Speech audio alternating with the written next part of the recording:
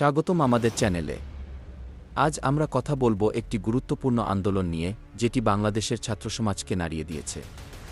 এটি হল কোটা সংস্কার আন্দোলন 2024 এর কোটা সংস্কার আন্দোলন হল বাংলাদেশের সব ধরনের সরকারি চাকরিতে প্রচলিত কোটাভিত্তিক নিয়োগ ব্যবস্থা সংস্কারের দাবিতে সংগঠিত একটি আন্দোলন।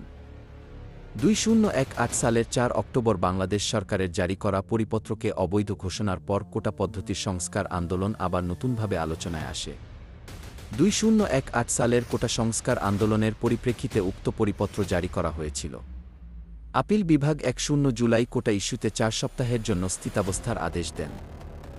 শিক্ষার্থীরা বাংলাদেশ ছাত্রলীগের দমনপীড়ন, সশস্ত্র ও সহিংস হামলার শিকার হন।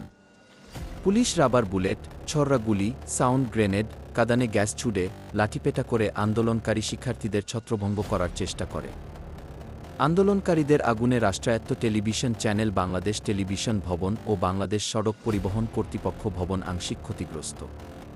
সরকার সব ধরনের ইন্টারনেট বন্ধ করে দেয় ও সারা দেশে কারফিউ জারি করে সেনা মোতায়েন করে।